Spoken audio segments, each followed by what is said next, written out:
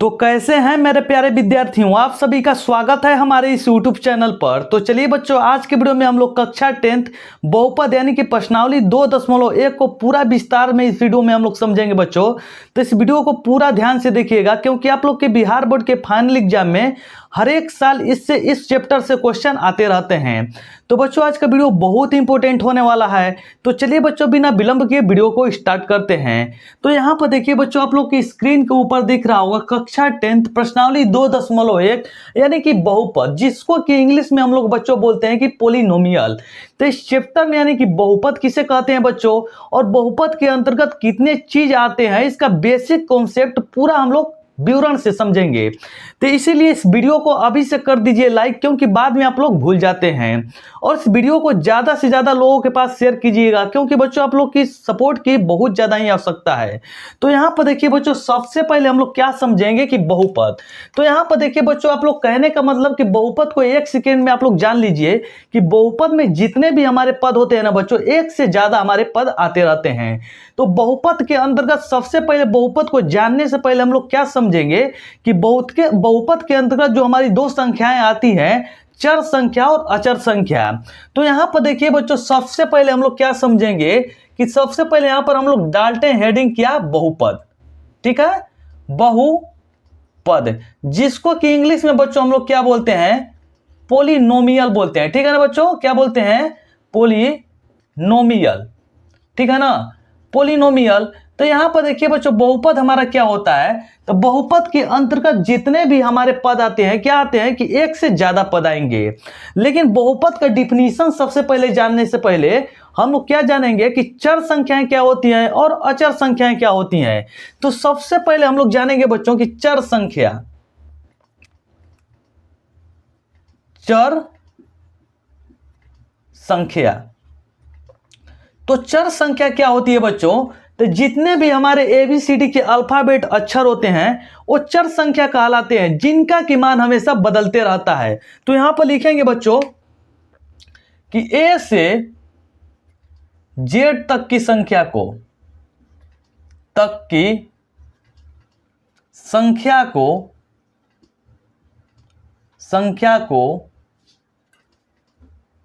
चर संख्या कहते हैं।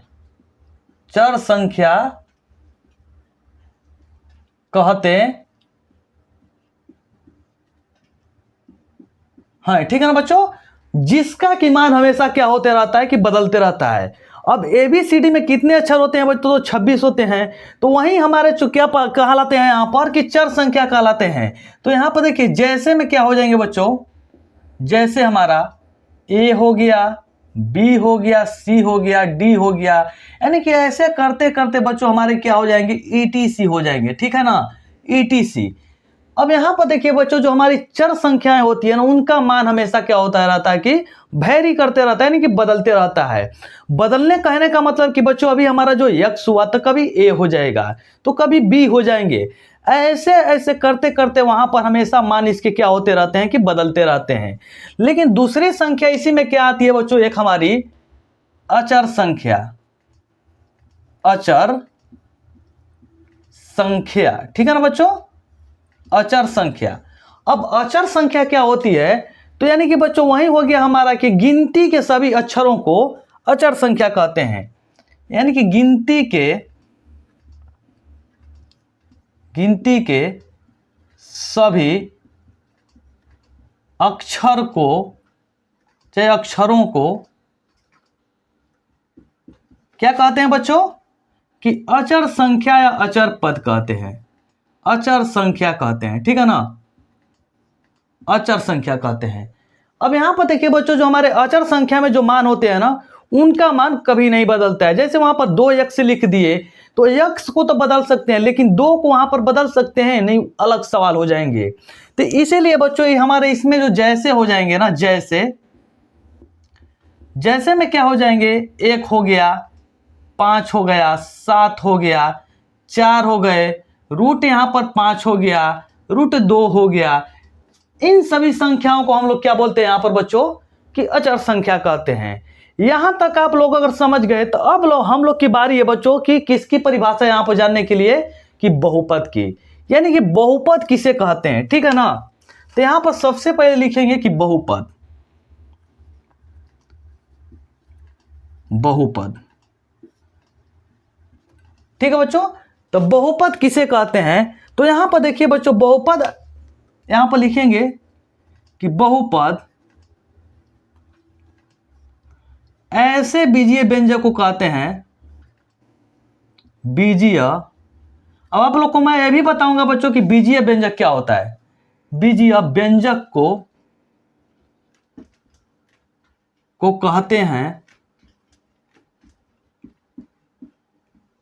कहते हैं इसमें यहां पर क्या होते हैं कि हमारे टर्म एवं कंडीशन होते हैं कि बहुपद ऐसे बीजीय व्यंजक को कहते हैं जिसमें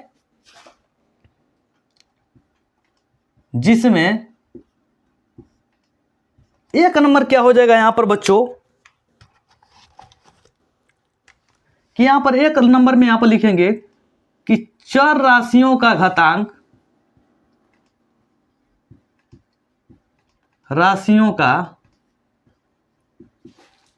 घातांक एक पूर्ण संख्या हो, चाहे पूर्णांक संख्या हो, पूर्णांक संख्या हो। ठीक है बच्चों। अब इसका दूसरा हमारा कंडीशन क्या होता है कि पदों की संख्या क्या हो कि निश्चित हो, पदों की संख्या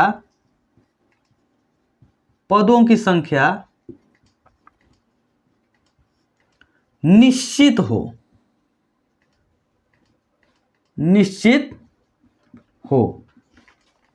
और तीसरा इसका रूल हमारा क्या हो जाएगा बच्चों कि प्रत्येक पद चर राशियों का गुणनफल जो है ना वास्तविक संख्या हो, प्रत्येक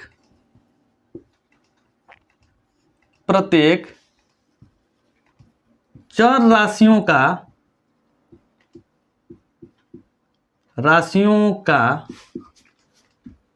गुणनफल एक वास्तविक संख्या हो, वास्तविक संख्या हो। अब यहां पर देखिए बच्चों, हम लोग उदाहरण लेके समझ लेते हैं कि आखिरकार इसका मतलब क्या होता है। तो बीजीय व्यंजक ऐसे व्यंजक को कहते हैं, यानी कि ऐसे पद को कहते हैं जिसके चर राशियों का घातांक हमारे एक पूर्णांक संख्या हो। ठीक ना। यहां पर देखिए बच्चों क्या हो, यानी कि धनात्मक पूर्णांक संख्या हो। यहां पर देखिए बच्चों राशियों का, ठीक ना, धनात्मक यहां पर लिखेंगे, घातांक जो हो एक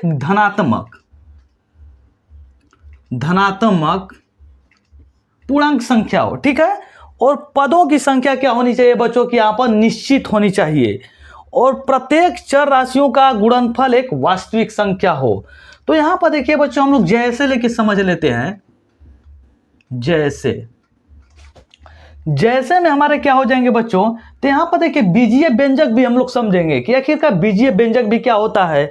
लेकिन सबसे पहले यहां पर हम लोग बहुपद को जान लेते हैं। तो यहां पर देखिए जैसे 2x² हो गया और प्लस क्या हो गए 5x हो गए।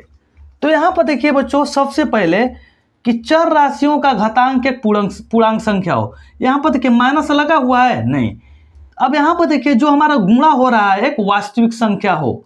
देखिए गुणा हो रहा है ना यहां पर, ये हमारा क्या कहलाएगा, बहुपद कहलाएगा। लेकिन अगर दूसरा एग्जाम्पल्स का बात किया जाए कि √5x हो गया और प्लस कितना हो गए, यहाँ पर स्क्वायर लिख दे रहे हैं और यहाँ पर 7x प्लस यहाँ पर 4 लिख दे रहे हैं। तो यहाँ पर देखिए, यहाँ पर जो हमारा गुणा हो रहा है चर संख्या में एक वास्तविक संख्या है नहीं है। ये जब नहीं है तो ये हमारा बहुपद होगा नहीं होगा बच्चों। अब एक और उदाहरण ले रहे हैं यहाँ पर, जैसे कि x यहाँ पर -2 हो गया, x पे पावर -2 हो गए और यहाँ पर प्लस कितना हो गया 5x और +2 हो गया। तो यहाँ पर देखिए बच्चों, यहाँ पर जो घात दिया है क्या यहाँ पर प्लस में दिया है, यहाँ पर देखिए धनात्मक बोल रहा है, लेकिन यहाँ पर क्या है माइनस में है। तो बहुपद हमारा होगा नहीं होगा, तो हमारा बहुपद नहीं होगा।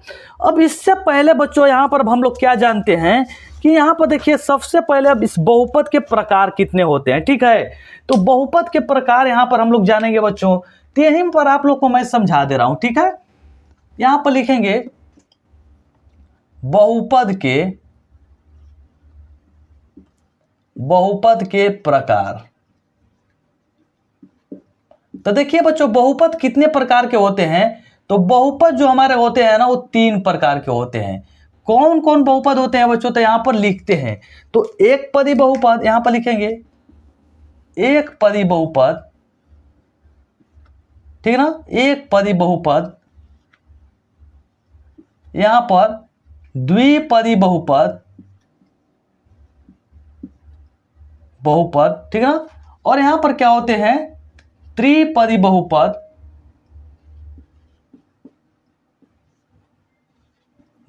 ठीक है ना बच्चों। और एक जो लास्ट में होता है हमारा शून्य बहुपद, तो उसको भी हम लोग जान लेंगे। लेकिन सबसे पहले हम लोग जान लेते हैं कि एक पदी बहुपद क्या होता है। तो एक पदी बहुपद हमारा क्या होता है? इसमें जो हमारी पदों की संख्या होगा ना बच्चों, कितना होगा कि हमारा 1 होगा। जैसे कि यहां पर 5x हो गए, 7x हो गए, ठीक है ना, सिर्फ x हो गया। ये जो हमारा कहलाएगा यहाँ पर एक पदी बहुपद कहलाएगा। लेकिन द्विपदी बहुपद क्या होता है? तो यहाँ पर x² और 5x हो गए, 3x² प्लस 7x हो गया, चाहे यहाँ पर 7 लिख दिए, ठीक है ना। अब यहाँ पर जो हमारा कहलाएगा ना, ये द्विपदी बहुपद कहलाएगा। अब यहाँ पर त्रिपदी बहुपद क्या होता है? तो यहाँ पर देखिए, x यहाँ पर q लिख देंगे, 5x² लिख देंगे और 7x लिख देंगे और प्लस 2 लिख देंगे। ये हमारा जो कहलाएगा ना बच्चों, यहाँ पर त्रिपदी बहुपद कहलाएगा। ऐसे भी लिख सकते हैं 3x², 7x और प्लस यहाँ पर 4। ये जो हमारा होगा ना, कितने होगा? 3 पदों में बहुपद कहलाएगा। यहाँ पर देखिए कितने पद है? 3 पद में बहुपद है ना, तो ये हमारे कितने बहुपद कहलाएंगे? 3 पदी।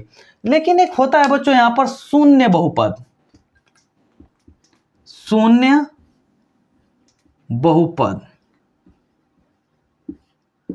अब शून्य बहुपद क्या होता है? तो यहां पर देखिए, शून्य बहुपद को मैं आप लोग को समझा दे रहा हूं थोड़ा सा। जैसे कि यहां पर बच्चों हमारा x पे पावर 0 हो गया, तो आप कक्षा 8 या 9 में पढ़े होंगे कि किसी भी के पावर पर वहां पर जब शून्य होता है तो उसका मान कितना होता है बच्चों? 1 होता है। तो यहां पर इसको हम ऐसे लिख सकते हैं कि नहीं, कि 5x पर पावर 0। तो यहां पर देखिए बच्चों, ये जो हमारा कहलाएगा ना, क्या कहलाता है? शून्य पदी बहुपद कहलाएगा। लेकिन इसी में एक चीज हम लोग क्या छोड़े थे बच्चों यहाँ पर, कि बीजीय व्यंजक क्या कहलाता है। तो देखिए बच्चों, मैं आप लोग को थोड़ा सा समझा दे रहा हूं कि बीजीय व्यंजक वैसे यहाँ पर पद को कहते हैं जिसमें हमारा क्या हो? गुणा हो, भाग हो, ठीक है ना, घटाना हो। ऐसे अगर पद वहां पर आएंगे ना, लेकिन एक निश्चित संख्या में होनी चाहिए, वो हमारे क्या कहलाते हैं बच्चों? की वहां पर हमारे वो बीजीय व्यंजक कहलाते हैं, ठीक ना। बीजीय व्यंजक का मतलब वही होता है बच्चों कि जिसमें हमारे क्या हो? गुणा हो, भाग हो, ठीक है ना, और घटाना भी हो। जैसे कि यहाँ पर हम लोग समझ लेते हैं बीजीय व्यंजक का मतलब। जैसे कि 5x² हो गया बच्चों ना यहाँ पर। तो देखिए, चर संख्या में जो हमारा क्या हो? गुणा भी हो, भाग भी हो, प्लस भी हो, सब कुछ हो, वो हमारे क्या कहलाते थे? यहाँ पर देखिए, चर और यहाँ पर अचर हमारा क्या है? 5 है, और चर संख्या क्या है? x है। तो दोनों के बीच में गुणा का चिन्ह है, तो हमारा क्या कहलाएगा? बीजीय व्यंजक।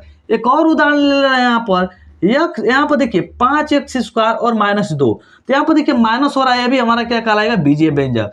तीसरा एग्जाम्पल ले रहे हैं यहाँ पर 7x² बटा में यहाँ पर 2, तो देखिए भाग हो रहा है, ये भी हमारा बीजीय व्यंजक हो गया। तीसरा यहाँ पर देखिए और ले लीजिए, यहाँ पर 7x और प्लस 5, यहाँ पर देखिए 5 हो रहा है ना, ये भी हमारा क्या हो जाएगा? बीजीय व्यंजक हो जाएगा। तो ये बच्चों जो हमारा था ना यहाँ पर प्रश्नावली 2.1, यानी कि बहुपद का पूरा बेसिक कॉन्सेप्ट एकदम सिंपल वे में समझाया हूं बच्चों। तो आप लोग क्या कीजिएगा कि इसका एकदम बढ़िया से स्क्रीनशॉट ले करके अच्छे से कॉपी में उतार करके 2-4 बार अगर रिवीजन कर लेते हैं, पढ़ लेते हैं इस चीज को ना, तो आप लोग के लिए एकदम हमेशा के लिए याद हो जाएगा। और ये सब बच्चों ने यहाँ से देखिए 1 नंबर 2 नंबर के हमेशा ऑब्जेक्टिव में क्वेश्चन आते रहते हैं कि जैसे कि हमारी निम्नलिखित में से कौन सी चर संख्या है, अचर संख्या कौन है, बीजीय व्यंजक क्या है। चाहे यहाँ पर बोल देगा कि ऐसे सवाल दे देगा कि यहाँ पर इनमें से कौन सी अपरिमेय संख्या है, ऐसे दे देगा, बहुत सारी संख्याएं दे देगा, चार्ट हो तो बोल देगा कि इनमें से कौन सी अपरिमेय संख्या परिमेय संख्या है। तो ऐसे ऐसे क्वेश्चन आते रहते हैं, तो इसको आप लोग अच्छा से स्क्रीनशॉट ले लीजिए बच्चों। इसके बाद इसमें जितने भी क्वेश्चन दिए हुए हैं, इसमें ज्यादा क्वेश्चन नहीं है बच्चों यहाँ पर, तो इस सभी क्वेश्चनों को मैं क्या कर रहा हूँ कि इस पर लिख करके सबका यहाँ पर चित्र बना करके मैं आप लोग को समझा दे रहा हूँ। ठीक है, तो यहाँ पर जल्दी से स्क्रीनशॉट ले लीजिए इसका। तो चलिए बच्चों, मैं आशा करता हूं कि आप लोग को मैं जितना भी बेसिक कॉन्सेप्ट इस चैप्टर से रिलेटेड बताया हूं आप लोग अच्छे से समझ चुके होंगे और अच्छे से स्क्रीनशॉट ले भी चुके होंगे। तब चलते हैं बच्चों, हम लोग प्रश्नावली 2.1 के जितने भी यहां पर क्वेश्चन दिए हुए हैं सभी क्वेश्चनों को हम लोग क्या करेंगे, हल करेंगे बच्चों। तो यहां पर देखिए, सबसे पहले यहां पर क्या कह रहा है कि किसी बहुपद px के लिए y बराबर px का ग्राफ नीचे की आकृति 2.10 में यहां पर दिया गया है। ठीक है, प्रत्येक स्थिति में px के शून्यकों की संख्या यहां पर ज्ञात करना है। बस शून्यकों की संख्या किसका ज्ञात करना है बच्चों, तो यहां पर px की निकालना है। तो यहां पर समझ लेते हैं आखिर में कि सबसे पहले इसमें हम लोग समझ लेते हैं जो हमारी खड़ी लाइन है इसको हम लोग कौन सी बोलते हैं रेखा बच्चों, यहां पर ऊर्ध्वाधर, और जो पट लाइन है इसको क्या बोलते हैं, क्षैतिज। कहने का मतलब कि जो हमारे ऊपर जब जाएंगे तो ऊपर हमारा x अक्ष होता है, सॉरी यहाँ पर y होता है, नीचे जब आएंगे ना तो y डैश होता है। इधर जब जाएंगे यहाँ पर क्षैतिज में तो इधर की हमारी क्या होती है, x होती है, और इधर की हमारी x डैश होती है। तो यहाँ पर सबसे पहले हम लोग को बताना क्या है, मात्र 1 सेकेंड लगेगा और सबका जवाब आप क्या करेंगे, दे देंगे, खत्म हो जाएगा। तो यहाँ पर देखिए बच्चों क्या करना है कि ये जो लाइन इसमें सब दिया हुआ है ना, कट मारा हुआ, बस आप लोग को यही बताना है कि x अक्ष पर वो लाइनें कितनी बार टच करके गई हैं, वही हमारा क्या हो जाएगा, उस बहुपद की शून्यकों की संख्या हो जाएगा। तब यहाँ पर देखिए बच्चों, सबसे पहले देखेंगे कि इसमें हमारा x अक्ष पर जो लाइन है कई बार काटा है। तो ये तो हमारी दो लाइनें दी हुई रहती हैं ग्राफ में, क्या इस पे एक भी बार कट किया है, ऊपर y में किया है, तो y का तो नहीं निकालना है, किसका निकालना है बच्चों, हम लोग को x का निकालना है। तो यहाँ पर देखिए जो हमारे px के यहाँ पर शून्यकों की संख्या कितनी हो जाएगी बच्चों, यहाँ पर लिख देंगे कि px के शून्यकों की संख्या, शून्यक लिखते हैं, शून्यक की संख्या कितनी हो जाएगी बच्चों, तो 0 हो जाएगी। 0 कैसे हो जाएगा कि देखिए यहाँ पर एक भी बार काटा है x पर, एक को बार नहीं काटा, इसीलिए हमारी क्या हो जाएगी, 0 हो जाएगी। अब दूसरे क्वेश्चन में आते हैं, यहाँ पर देखिए x पर क बार काटा है, तो देखिए y पर एक बार काटा है, x पर एक बार काटा है, तो y से तो हमको मतलब ही नहीं है, किससे मतलब है, x से। तो कितने बार काटा है, एक बार, तो यहाँ पर हमारे px की शून्यकों की संख्या कितनी हो जाएगी, 1 हो जाएगी। अब चलते हैं तीसरे क्वेश्चन है बच्चों, यहाँ पर देखिए x पर कितने बार काटा है, एक बार, 2 बार, 3 बार, तो इसमें जो हमारी px की शून्यकों की संख्या कितनी हो जाएगी, 3 हो जाएगी बच्चों। अब चलते हैं क्वेश्चन नंबर 4 में। 4 में देखिए px पर कितने बार कट किया है, यहाँ पर एक बार, 2 बार, तो यहाँ पर px में हमारी शून्यकों की संख्या कितनी हो जाएगी बच्चों, 2 हो जाएगी। आते हैं क्वेश्चन नंबर 5 में। यहाँ पर देखिए x पर कितने बार काटा है, एक बार, 2 बार, 3 बार, 4 बार, तो इसमें हमारे px के शून्यकों की संख्या कितनी हो जाएगी, 4 बार। ठीक है, अब यहाँ पर देखिए लास्ट क्वेश्चन क्या है, कितने बार काटा है, एक बार, 2 बार, 3 बार, तो यहाँ पर px के शून्यकों की संख्या कितनी हो जाएगी, 3।